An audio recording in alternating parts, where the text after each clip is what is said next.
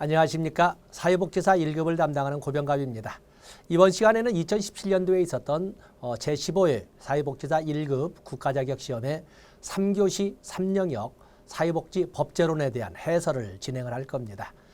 많은 분들이 사회복지 법제론 어렵다고 하는데 다 하려고 하니까 어렵고, 여러분들 뭐 수석하시려고 하신다면 당연히 어려워야 마땅하지만 여러분들이 가고자 하는 것은 가장 어렵다고 하는 이 3교시에 60점 이상을 어떻게 확보하느냐 문제거든요. 그래서 가장 많이 나오는 사회보장기본법, 사회복지사업법, 또 공공부조에 관련된 국민기초생활보장법, 이 세 개를 중심으로 하되, 그리고 정책론과 같이 한 문제 한 문제씩 나오는 10문제의 영역이 있죠. 200문제 중에 10문제 대단하지 않습니까? 10문제가 나오는 국민연금, 건강보험, 산재보험, 고용보험, 노인장기요양보험법에 대한 이런 정도를 가지고 해야 되는데, 너무나 많은 법을 공부하려고 하시다 보니까 아는 것도 흔들려버리는 이제 이런 결과를 가져온 겁니다. 그래서 욕심을 버리는 방식으로 본 수업에서는 그렇게 또 진행을 하겠습니다만, 오늘은 기출문제 해설 시간이다 보니까 기출문제 해설을 통해서 전체가 어느 영역에서 법이야, 우리가 사회복지사업법에 보면 얼마나 많은 법이 나옵니까? 그중에 오늘 다루게 보면은 보통 10개의 법률 정도를 가지고 출제를 하거든요. 바로 그것이 내년의 출제범위라고 보시면 되겠습니다. 자, 진행을 하겠습니다. 자, 먼저 우리나라 사회복지법에 관한 설명으로 옳지 않은 것은 헌법상 생존권을 구체적으로 실현하기 위한 법이 사회복지법이다. 그렇죠? 헌법 안에 생존권, 우리가 말하는 사회권을 구체적으로 실현하기 위한 법. 그다음에 사회복지법은 단일 법전 형식이 아니라 개별법 체계로 구성되어 있다. 우리 사회복지법전은 단일 법전이었지 않습니까? 전부 개별법으로 되어 있습니다. 최저임금법 1986년에 국민연금법과 같이 제정되고 1988년부터 시행되었던 이 최저임금법. 최저임금법은 복지와 무관한 듯하지만 근로자의 복지에 관련된 실질적인 의미의 복지법이 되겠습니다. 사회복지법은 사회법으로 과실책임의 원칙에 기초하고 있다. 그건 근대민법의 3대 원칙에 보면 사유재산권 절대 자유의 원칙, 그리고 계약 자유의 원칙, 과실책임의 원칙이지만 오늘날 수정된 현대민법의 원칙으로서, 현대사법의 원칙으로서는 사유재산권 공공복리 적합의 원칙, 그리고 계약 공정의 원칙, 그리고 무과실 책임의 원칙으로 바뀌지 않았습니까? 때문에 이건 뭐 철진한 얘기가 되겠고, 사회복지법에는 공법과 사법의 요소들이 공존하고 있어요. 사회복지법은 사회법 아닙니까? 뭐 설명 안 해도 되겠지요? 그래서 공법의 사유화 또 사법의 공법화 이렇게 나오는 이런 과정은 사회법이기 때문에 공법과 사법의 요소들이 공존하고 있다. 사실은 사회복지의 영역은 개인의 생활을 규제하는 사법의 영역이거든요. 그것이 국가가 집합적 책임 하에서 국가의 적극적 개입을 통해서 사법이 자꾸 공법화되어오는 과정에서 나타나는 사회법입니다. 5번은 그걸 말하고 있어요. 답은 4번이 되겠습니다. 사회복지사업법상 사회복지사 의무 채용 제휴시설이 아닌 것. 이건 뭐 언제나 나온다라고 지정하는 거지요. 당연히 우리는 사회복지시설이나 사회복지기관에는 당연히 사회복지사를 종사자로 채용해야 합니다. 그러나 시행령, 대통령령에 의해서 채용하지 않아도 되는 령을 이렇게 시설이나 기관을 정해놓고 있는데, 우리가 노인복지 그리고 장애인복지, 영유아복지에서 하나씩 제거한다고 해서 암기하면 노인복지시설에는 6가지가 있는데, 그중에 노인여가복지시설, 노인여가복지시설에는 경로당, 노인교실, 노인복지관이 있는데, 노인여가복지시설 중에 경로당과 노인교실은 채용하지 않아도 됩니다. 그다음에 장애인 복지시설, 무수히 많은 장애인 복지시설이 있지만 점자 도서관이나 또는 음성 출판시설 등은 채용하지 않아도 됩니다. 또 영유아 복지법에 의한, 소위 영유아 보육법에 의한 어린이집 채용하지 않아도 됩니다.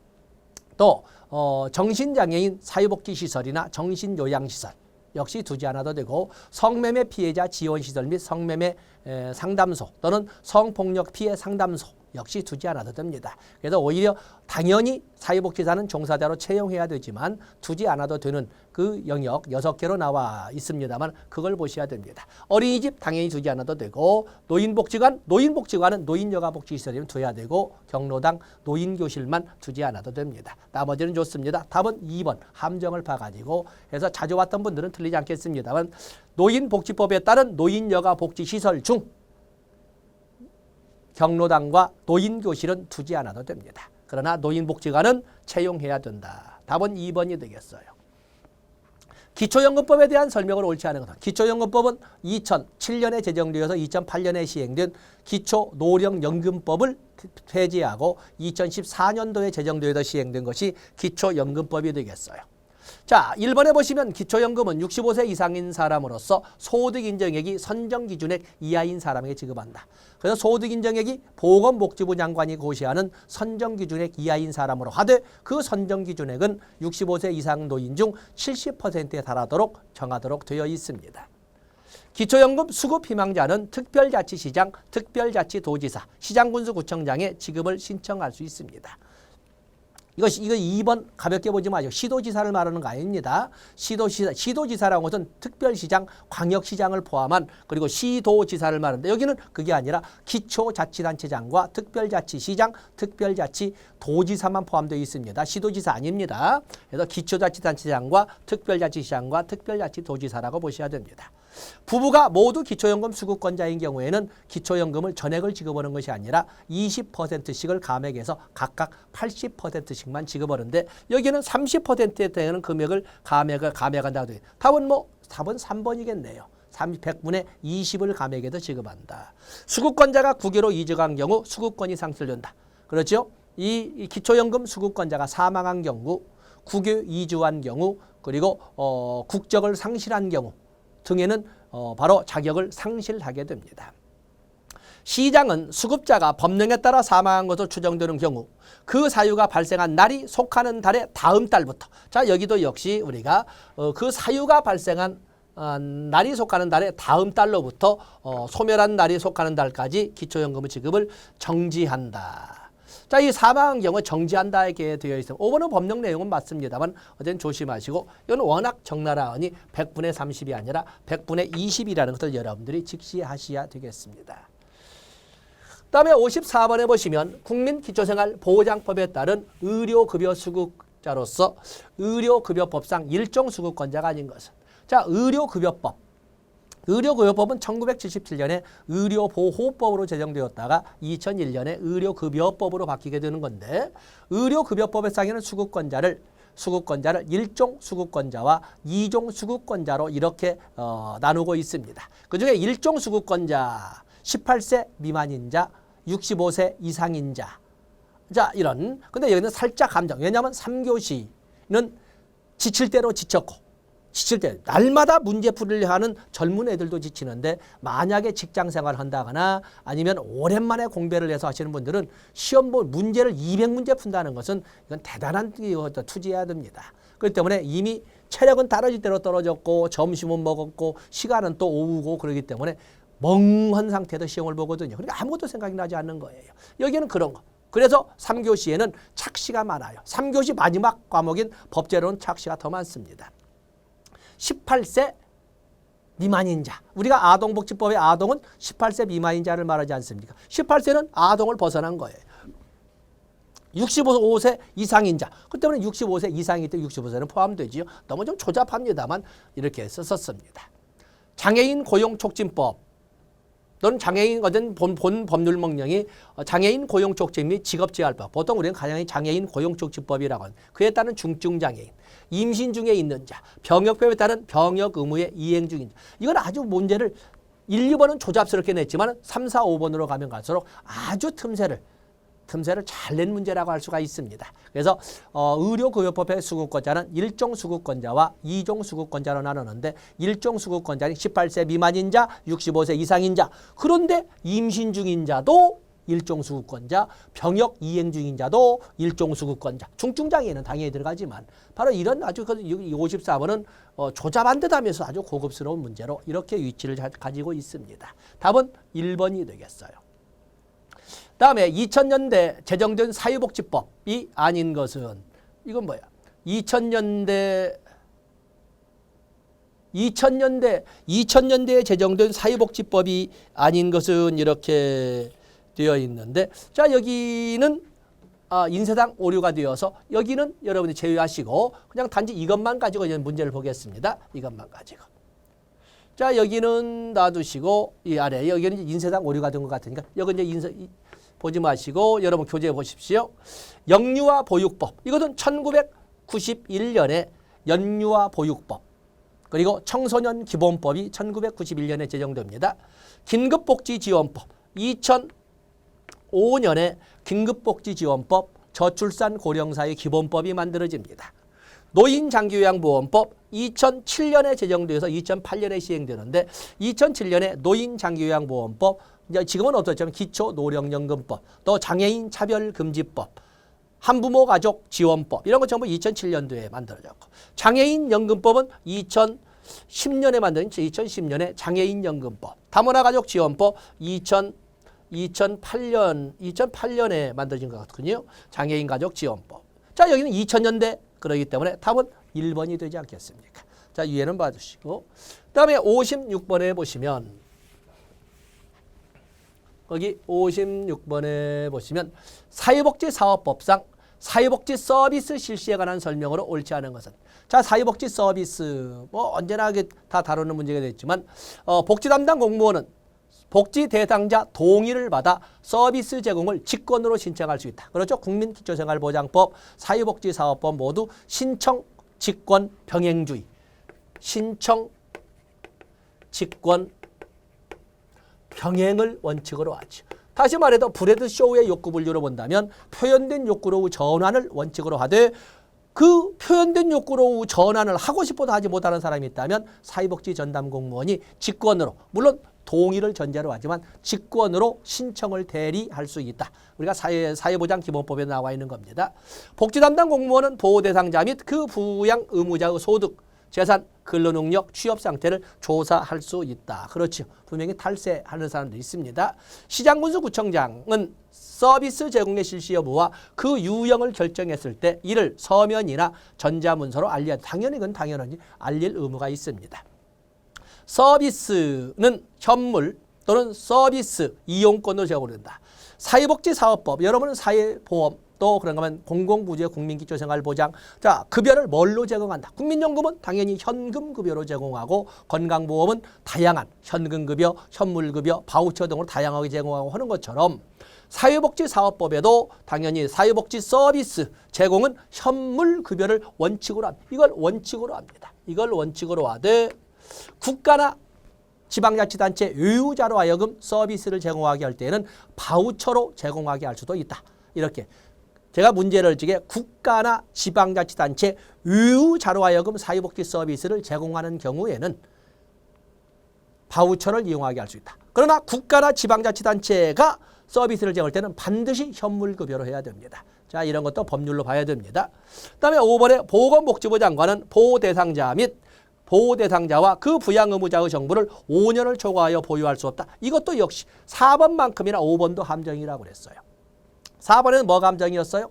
국가나 지방자치단체가 사회복지 서비스를 제공할 때는 반드시 현물로 하지만 그 유해자로 하여금 서비스를 제공하게 할 때는 바우처로 이용하게 할 수 있습니다. 이용권으로 제공할 수 있습니다. 국가나 지단 유유자로. 그런 것처럼 5번도 서류의 보존연한은 5년을 상한선으로 하는데 그 대상이 누구냐면 보호 대상자나 그 부양 의무자 유후자에 관한 서류가 5년 상한입니다. 이 말은 뭐예요? 맞으면 여기란 것처럼 보호 대상자에 관한 서류는 상한이 없고 끝까지 가지고 있어야 된다는 것을 말을 합니다. 이것도 법률에서 함정을 얹어라. 이 양자는 분명히 법률을 여러분들이 정독을 하셔야 돼요. 법률 정독이 필요한 규절이 되겠어요. 괜히 낸 문제가 아닙니다. 여기는 옳지 않은 것은 어디 있나요? 옳지 않은 것은 답은 5번에 있습니다. 57번에 보시면 국민기초생활보장법상 소득의 범위에 해당되지 않는 것은, 국민기초생활보장법상 이 소득의 범위, 여기에는 근로소득, 사업소득, 재산소득, 이전소득, 소득의 합을 말합니다. 근로소득. 그런데 예외가 있죠. 그러나 제외되는 것으로는 바로 제외되는 것으로는 퇴직금, 현상금, 퇴직금이나 또는 현상금이나 또 그러면 보상금, 보상금, 또 근로장려금이나 자녀장려금, 근로장려금 및 자녀장려금 그러죠. 근로장려금. 뭐 이런 등등은 제휴가 됩니다. 이런 것은 제휴가 되죠. 여기 보면은 퇴직금, 퇴직금은 이건 제휴가 되는 거죠. 아니죠. 그다음에 임대소득이라고 하는 것은 사업소득이에요. 임대소득은 사업소득. 또 사업소득, 연금소득이라는 것은 재산소득. 친족으로부터 보고무제 정기적으로 받는 금품, 그러면 이전소득. 뭐 이런 식으로 설명할 수 있는데 답은 1번이 되겠어요. 그래서 저도 이것을 이론 시간에는 살짝 다루고 있습니다만 어떤 기본적으로 이걸 암기하되 문제는 이걸 가지고 출제하지 않았습니까? 이거. 그래서 국민기초생활보장법상 국민기초생활보장법상에는 당연히 자산조사를 실시해야 되는데 자산조사에는 소득인정액을 알기 위한 절차거든요. 소득인정액은 소득평가액 플러스 재산의 소득환산액. 여기는 소득을 지금 설명하고 있습니다. 다음에 58번에 보시면 사회복지사업법상 사회복지법인의 정관에 포함되어야 될 사항을 모두 고른 것은 이건 뭐 21세기 와서는 처음 나온 것 같아요. 민법에서는 자주 나오던 것이 되겠습니다. 2000년부터 기출문제 쭉 분석을 해서 저게 뭐냐면 우리가 2003년 쭉 많은 문제 또 2000년부터 이후에 공무원 시험 문제에서도 사회복지법인은 반드시 나온다라고 언제나 강조하지만 정관의 내용까지는 다루지 않았어요. 정관은 민법 총칙 규정을 통해서 우리가 살펴보는데 거기 보시면 효유에 관한 사항 또 그런가 하면 자산 및 효유에 관한 사항 임원의 임면 등에 관한 사항 또 공고 및 공고 방법에 관한 사항이 있지만 여기에는 반드시 목적 명칭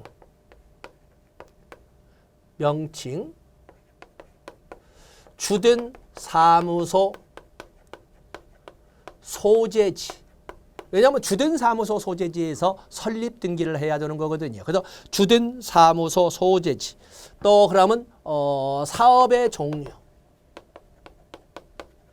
뭐 다쓰기 뭐 이런 등을 반드시 기재해야 된다. 뭐 A급으로 제가 설명하지 않습니다만 그러나 이렇게 목적은 반드시 있어야 되고 그다음에 명칭이 있어야 되고 설립 등기를 위해서 주된 사무소 소재지 나와야 되고 주된 사무소 소재지가 시도로 본다면 어디인지 시군구로 본다면 어디인지 또 사업의 종류 그 외에도 뭐 임원에 관한 사항 저기 디귿번에 나와 있지 않습니까? 당연히 누가 임원 사회복지법인은 대표이사를 포함한 이사 7명 이상, 감사 2명 이상이기 때문에 당연히 임원에 관한 사항 나와야 되지 않겠습니까? 임원, 이사와 감사, 뭐 이런 등등이 전부 정관에 포함될 내용. 사회복지법인의 설립은 시도지사의 허가사항이지만 사회복지법인의 정관 변경은 시도지사의 인가사항이다. 이런 것도 여러분들이 다 알고 있으리라고 보고 어떤 사회복지법인은 어떤 이유를 다뤄서라도 출제가 됩니다. 그래서 여기는 가장 후순위에 따르는 정관 문제가 나왔네요. 자, 인식해 주시죠. 어쨌든 사회복지법인 무조건 나온다. 이렇게 보셔야 됩니다.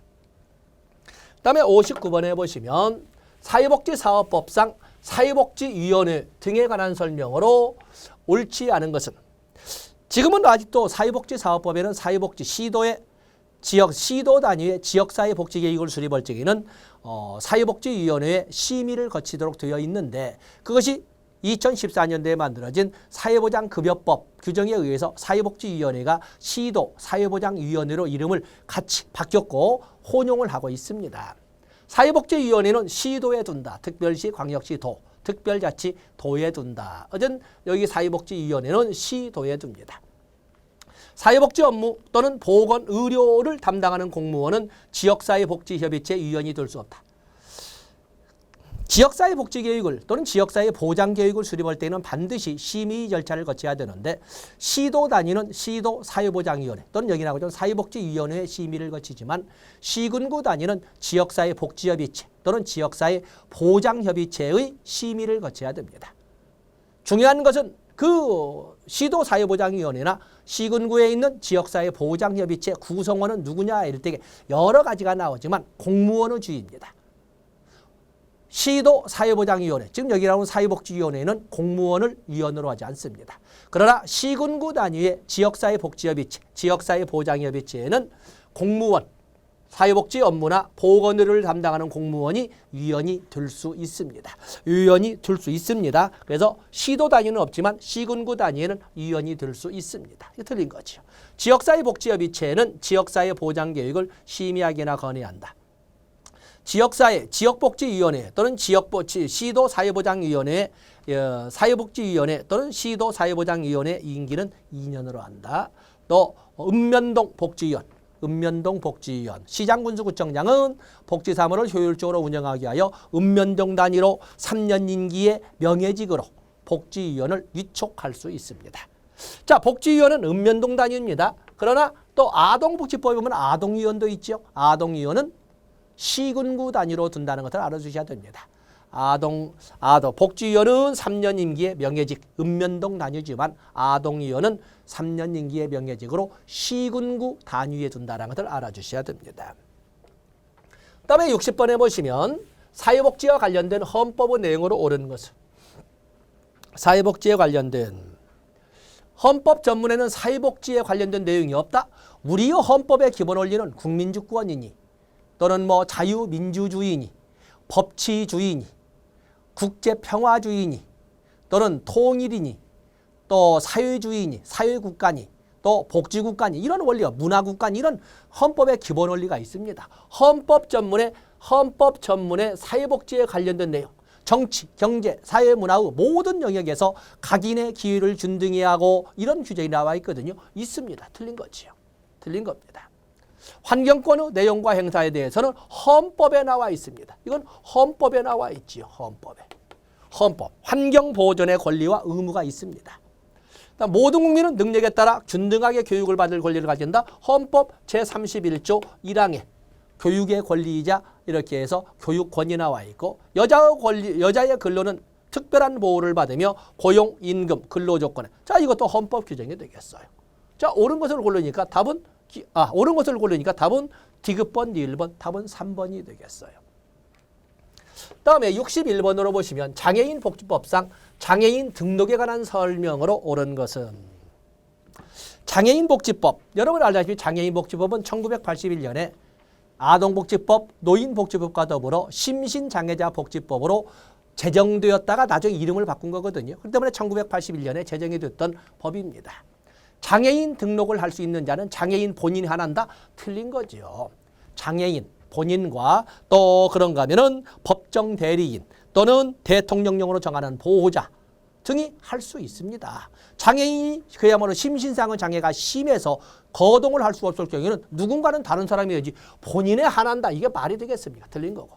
국가는 외국인이 장애인으로 등록된 경우 예산 등을 고려하여 장애인 복지 사업의 지원을 제한할 수 있다. 이것도 아주 고급스럽죠. 언뜻 보면은 어떻게 장애인에 대한 지원인데 외국인이라고 해도 차별을 둘 수 있느냐. 우리의 헌법은 모든 국민은 이렇게 인간다운 생활을 할 수 있는 것이지 모든 인간은 인간다운 생활을 할 수 있는 것은 아닙니다. 그렇기 때문에 대한민국 국민이 아닌 자가 장애인으로 등록된 외국인도 장애인 등록할 수 있습니다. 외국인도 장애인으로 등록할 수는 있으나 지원을 제한할 수 있다는 거죠. 이거 맞습니다. 그래서 이게 설마 아마 많은 분들이 2번은 당연히 이거 제한할 수 있다는 걸 틀렸다고 해서 그런데 아닙니다. 맞습니다. 장애인 등록증을 받은 자가 사망을 하면 그 등록에 따른 권한은 상속권자에 상속된다. 이제는 이제 2018년도 1월 1일부터는 없어지는 것이 되겠습니다만은 장애인이 사망을 하게 되면 그 등록에 따른 권한은 반환, 장애인 등록증을 반환해야 되는 거거든요. 그러나 이제는 반환해야 될 것이 당연하기 때문에 굳이 반환하고 말 그런 절차가 필요 없습니다. 당연히 양도되거나 이것이 상속되지 않습니다. 이거 틀린 거죠. 상속 안 됩니다. 장애인 등록에 따른 권한은 그 장애인 당사자에게만 미치는 일신 전속권의 지위를 갖습니다. 구청장은 장애인의 등급 사정을 위하여 구청장 직속에 정밀 심사기관을 두어야 한다? 아닙니다. 이거 두지 않아도 됩니다. 이건 왜냐하면 장애인 등급 사정을 위해서는 장애인 등급 판정위원회를 보건복지부에 두고 있거든요. 그렇기 때문에 굳이 구청장 직속에 구청장 직속도 그렇지만 두어야 한다도 틀렸습니다. 장애인 등급 사정을 여기 나왔군요. 장애인 등급 사정은 보건복지부에 등급판정위원회를 둘 수 있다. 이렇게 되어 있습니다. 장애인 등급. 그래서 이 장애인 그래서 보건복지부에 등급판정위원회를 두고 정밀심사는 굳이 구청장 직속이 아니라 그냥 공공기관에서 공공기관 법률로 정하고 있으면 공공기관. 그래서 정부 출연기관이라든지 출자금의 몇 퍼센트, 뭐 50% 이상이 뭐 국가나 지방자치단체라든지 하는 이런 공공기관의 심사기관을 두고 있습니다. 답은 맞는 것은 2번입니다. 이것도 아주 고급스러운 문제라고 볼 수 있지요. 2번에 나와 있는 외국인이 장애인으로 등록할 수 있다. 그러나 국내인처럼 똑같이 할 수는 없고 예산상 제한이 있게 되면 외국인인 장애인 등록자에 대해서는 그에 대한 지원을 제한할 수 있다라는 데 초점을 두시면 되겠어요. 다음에 62번에 보시면 사회복지법 법원에 관한 설명으로 옳은 것은 사회복지법 법원에 관한 설명으로 옳은 것은 대통령의 긴급명령은 법원이 둘 수 없다. 우리가 법원이라는 법의 존재 형식인데 법원의 존재 형식에는 우리나라는 성문법주의 아닙니까? 성문법주의. 이번에는 우리가 구체적인 법률보다 법제론의 총론에서 많이 성문법주의와 성문법, 우리는 성문법주의를 원칙으로 하되 불문법도 반영을 하고 있지. 불문법도 반영을 하고 있어요. 성문법에는 당연히 최상의 헌법, 법률. 이 법률에는 다양한 것이 참 많습니다. 법률에는. 당연히 국회에서 제정한 법률도 있고 국회에서 제정을 법률도 있고 다음에 대통령의 긴급명령도 있습니다. 헌법에 나와 있는 긴급재정경제처분 및 명령권, 그 명령, 긴급재정경제처분 그리고 긴급명령은 법률로서 효력을 가진다 이렇게 규정되어 있거든요. 그렇기 때문에 여기 대통령의 긴급명령이나 대통령의 긴급재정경제처분명령도 법률의 위치를 갖습니다. 또 그러면 법률로서는 헌법에 의해서 체결된 조약과 일반적으로 승인된 국제법규. 국제법규는 국내법과 같은 효력을 가진다라는 규정에 의해서 법률의 갖습니다. 그리고 명령에는 당연히 대통령령과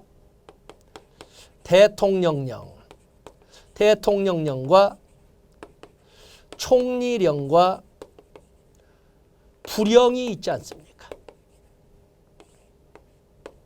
대통령령은 위임명령과 집행명령이 있고 그리고 총리령과 부령은 행정규칙이라고 불리는데 거기에는 위임명령과 직권명령이 있습니다. 그래서 여기 보면 위임명령과 집행명령. 그에 비해서 총리령과 부령은 시행규칙, 대통령령은 시행령이라고 하죠. 그에 비해서 총리령과 부령은 시행규칙이라고 해서 여기에는 위임명령과 직권명령이 이렇게 존재를 합니다.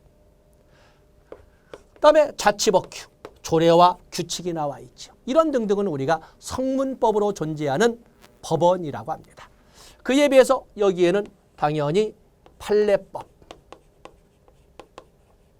그리고 민법상 법원의 지위를 분명히 하고 있는 관습법 또 민법 제1조에 의해서 지위를 가지고 있는 조리 자 이런 것 등이 모두 불문법인데 우리는 성문법주의를 원칙으로 하지만 불문법에 대해서도 법원의 지위를 인정하고 있습니다. 자 이런 것이 있는데 긴급명령 당연히 법률의 지위를 가지는 법원이 되겠습니다.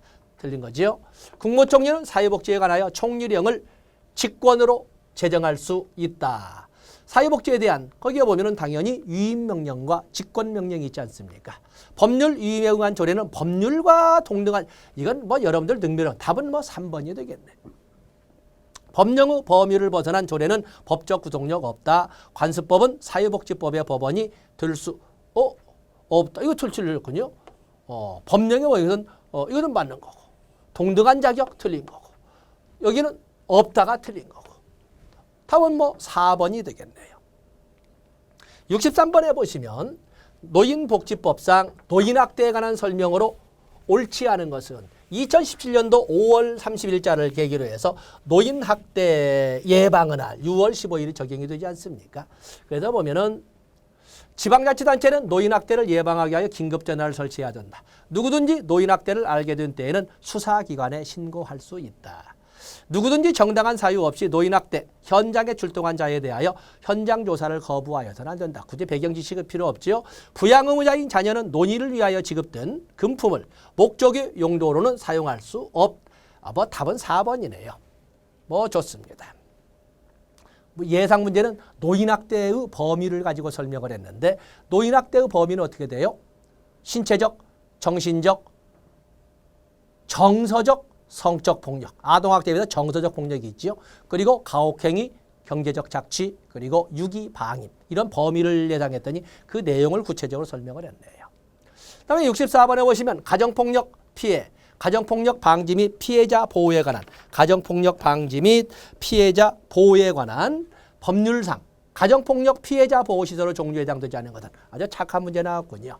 여기에는 단기 보호시설 6개월 이내, 장기 보호시설 2년 이내, 외국인 보호시설, 장애인 보호시설이 있습니다.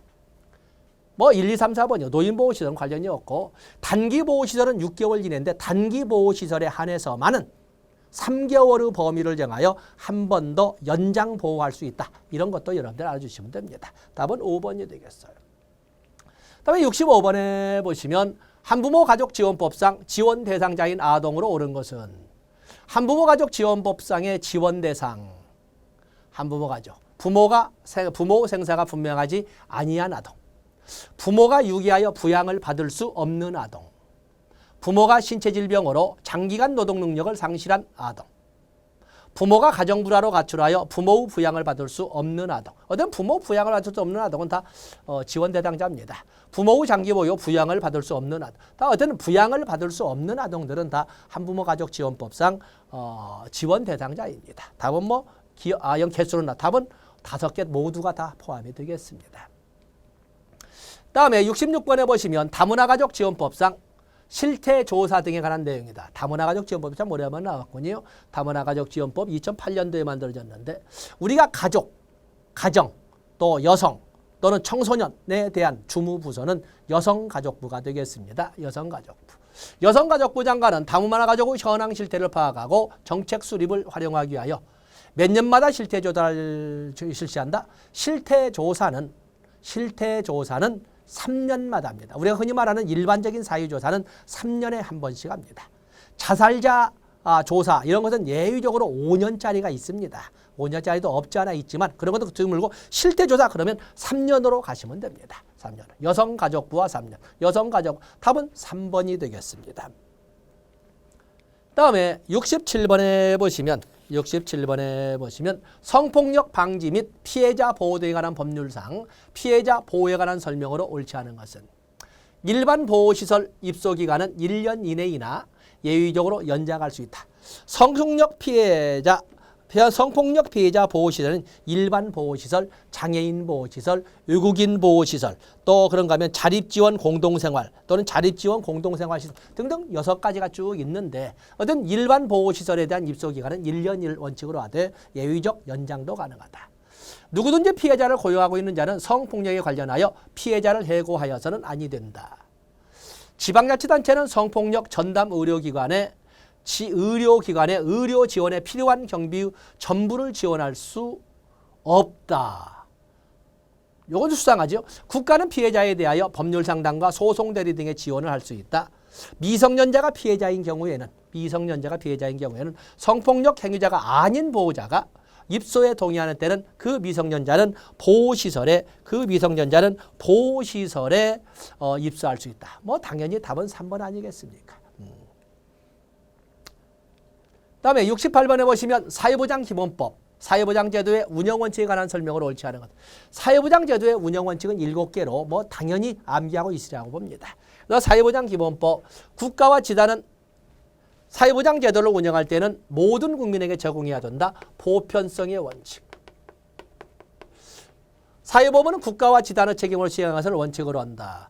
국가와 지방자치단체, 사회보험 책임성의 원칙인데 사회보험은 국가 책임으로 그리고 공공부조 및 사회서비스는 국가 및 지방자치단체의 책임으로 행함을 원칙으로 한 이게 틀린 거죠.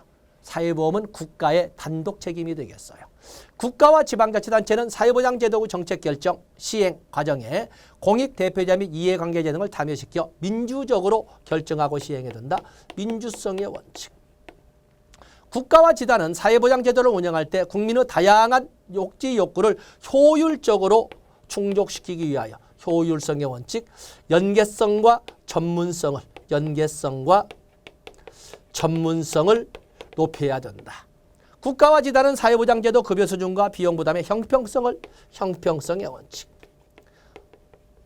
자, 이렇게 해서 사회보장기본법 10조 규정에 의해서 이렇게 7개의 원칙이 나와 있는데 그중에 책임성을 가지고 함정을 받네요. 사회보험은 국가 책임으로 그리고 공공부조 사회서비스는 국가 및 지방자치단체의 책임으로 행함을 원칙한다 해서 사회보장기본법 25조의 규정을 이렇게 해도 책임성에서 함정을 받습니다. 다음에 69번에 보시면 산재보험법상 용해에 관한 설명으로 옳지 않은 것은 업무상 사유에 따른 근로자의 부상, 질병, 장애, 사망은 업무상재해. 그렇죠. 업무상재해는 이렇게 업무상 사유에 따른 거기 보면 업무상 사유에 따른 부상, 질병, 장애, 사망 이것도 여기 독립적으로 나오지요. 근로자란 근로기준법에 따른 근로자를 말한다. 사실혼 관계에 있는 배우자도 유족에 포함됩니다. 그다음에 치유는 중요하죠. 치유와 폐질은 꼭 구분을 넣으셔야 되는데 치유라고 하는 것은 우리가 일반적으로 아는 치유는 부상이나 질병이 완치된 걸 말합니다. 치유. 당연히 이건 당연하고 그런데 치유는 이것만 포함되는 것이 아니라 더 이상의 진전 가능성이 없이 현 상태가 고정된 상태에 이르게 된 것도 치유라고 한다는 것을 아셔야 됩니다. 그런데 치유 폐질이란 건 뭘까? 여기는 완치가 아니라 끊임없이 현 부상이나 질병이 완치되지도 아니하고 계속 부정적인 방향으로 진행되는 것은 폐질이라고 합니다. 폐질. 그래서 거기 보면 장해와 그래서 이 보면은 치유가 나온 것처럼 장해와 폐질을 꼭 구분하셔야 됩니다. 그래서 꼭 장애와 폐질을 구분해 주셔야 된다는 것을 미리 말씀드립니다. 진폐는 분진을 흡수하여 폐에 생기는 섬유 증식성 변화를 주된 증상으로 하는 것을 말한다. 여기서는 옳지 않은 것은 답은 3번이 되겠는데 마침 치유가 나왔습니다만 이 치유보다는 앞으로 나올 문제는 장애와 폐질을 반드시 구분해서 내년 시험에 대비하셔야 되겠습니다. 다음에 70번에 보시면 노인 장기요양보험법상 다음은 어떤 장기요양급여에 해당되는 것인가? 노인 장기요양보험법상 급여에는 재가급여, 시설급여, 특별현금급여,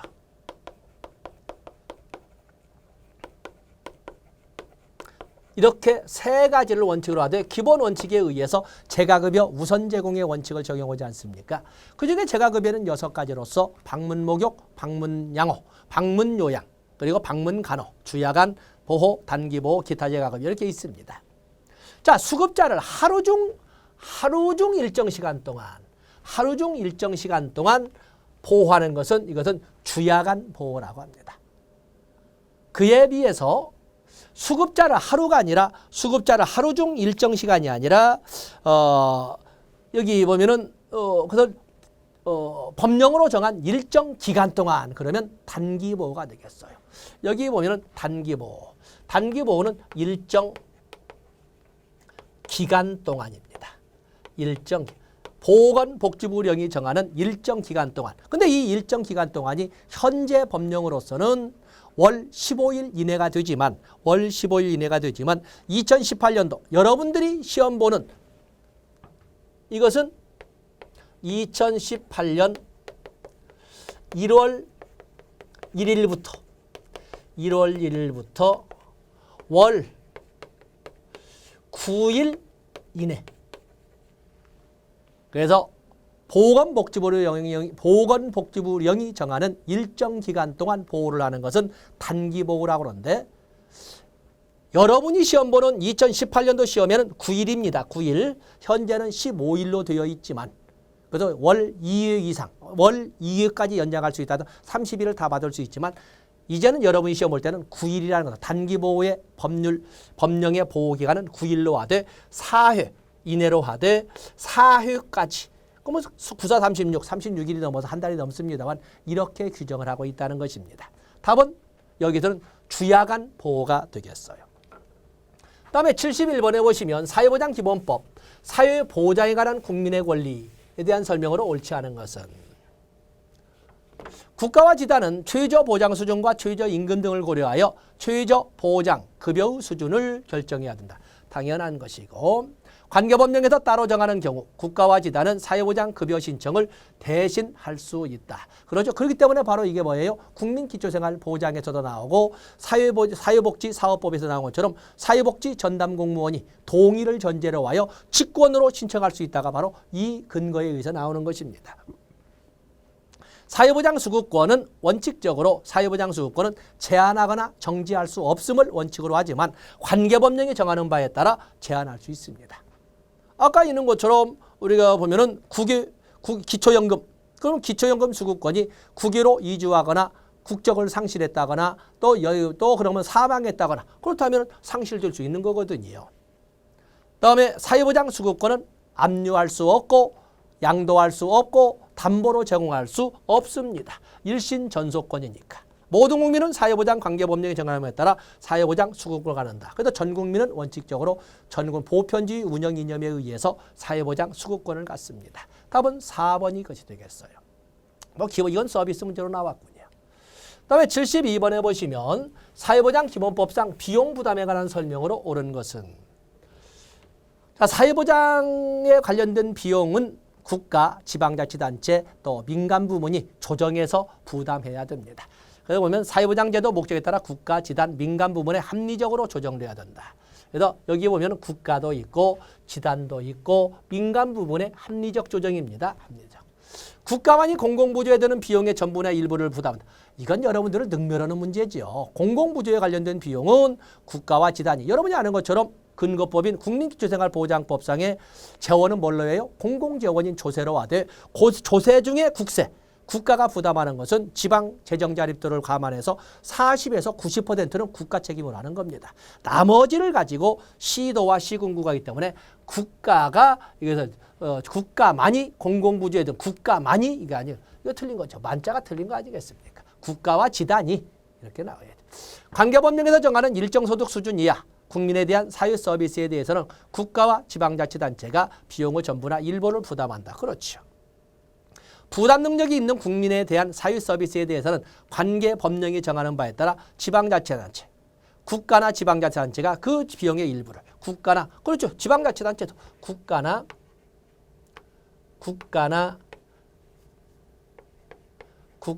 지방자치단체가 그 비용의 일부를 부담할 수 있다. 다 좋습니다. 니은번 들어가면 다 틀린 거죠. 니은번. 디귿번, 니을번인데 기역번 들어가니까 답은 5번이 되겠네요. 5번. 73번에 보시면 국민연금에 대한 헌법재판소 결정 내용으로 옳지 않은 것은 판례를 가지고 우리가 판례법에 대한 아까 법원의 지위를 인정하지 않았습니까? 국민연금 제도는 다음 세대에서 현재 세대로 국민 간의 소득 재분배 기능을 한다. 참 약 올리는 문제지요.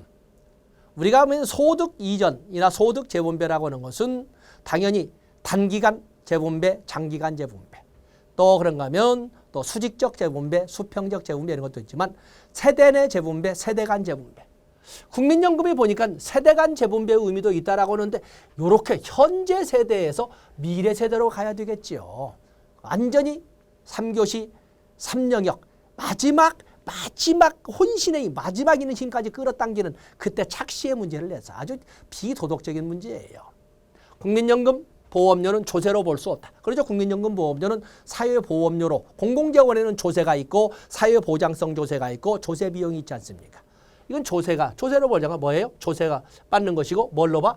사회보장성 조세라고 하는 명칭이 다른 명칭, 다른 것을 씁니다. 국민연금 소득 재분배 기능은 소소득자 재산권을 침해하는 것이 아니다. 판례에서 분명히 국민연금 보험료는 조세가 아니다. 별도로 사회보장성 조세를 해야 된다. 그리고 국민연금 소득 재분배는 오히려 고소득자에게 유리하다는 정책적 반영이 있는 것처럼 소득 상한선을 인정하기 때문에 판례에서는 고소득자의 재산권을 침해하는 것이 아니다라고 합니다. 국민연금은 헌법상 시장 경제 질서를 위배하지 않는다. 재산권 보호 대상이 된다. 공적연금. 더 좋습니다. 답은 1번. 말장난했어요. 착시를 유도한 것이 되겠어요. 74번에 보시면 유족연금에 관한 설명으로 옳지 않은 것은 노령연금 수급권자가 사망하면 그 유족에게 유족연금이 지급된다. 그렇죠? 유족연금. 가입기간이 10년 이상인 가입자가 사망한 하면 그 유족에게 유족연금 지급됩니다. 또 그런가 하면 가입 기간 중 대상 가입 기간 중 3분의 1 이상 연금 보험료를 납입한 사람이 사망한 경우에도 국민 유족연금은 발생을 합니다. 유족연금 수급권자인 배우자가 재혼한 때 수급권은 소멸하고 그 수급권은 차순위로 넘어갑니다. 자녀인 유족연금 수급권자가 다른 사람에게 입양되거나 파양된 경우에는 그 수급권은 소멸합니다. 장애 등급 2급 이상인 수급권자가 사망한 경우에는 유족연금이 발생하지만 상급인 경우에는 유족연금은 발생하지 않습니다. 여기는 답은 4번이 되겠어요. 자, 이거는 다 강조되는 것이고. 그다음에 75번에 보시면 사회보장 기본법상 사회보장 기본계획에 대한 내용이다. 숫자로 오른 것은 보건복지부 장관은 중앙행정기관의 장과 협의하여 사회보장 증진을 위하여 사회보장에 관한 기본계획, 사회보장에 관한 기본계획은 5년에 한 번씩 수립하도록 되어 있습니다. 서비스 문제 나와 있군요. 자, 우리가 2017년도 문제를 이렇게 풀어보다 보면 자꾸 정말 3교시 어려워요 그러는데 어려운 것이 아니라 체력이 심신상의 모든 그 기가 진이 다 빠졌기 때문에 그렇습니다. 그걸 이용한 착시 어려운 문제가 정책론, 행정론, 법제론 모두가 그렇게 출제가 되거든요. 그 문제만 보더라도 적어도 대여섯 문제가 맞는데 그 문제에서 막 혼란되니까 저 사람들이 어렵다는 기억들을 하고 있고 대대로 어렵다고 다 이렇게 믿고 있는 겁니다. 그래서 제가 여러분에게 체력전, 어떤 시험에는 장난이 있을 수가 없습니다. 그래서 체력전에 대해서 자꾸 경종을 울리는 거거든요. 보약 많이 드시고 어떤 시험 때까지 내년 1월 대비해서 1월 때까지는 사람이 뭐라고 해도 어쨌든 잘 드셔야 되고 건강, 체력 비축하셔야 됩니다. 그래야 3교시를 넉넉히 볼 수가 있습니다. 자, 이렇게 해서 2017년도 기출문제 사회복지 법제론 해설을 마감진 걸로 하겠습니다. 고맙습니다.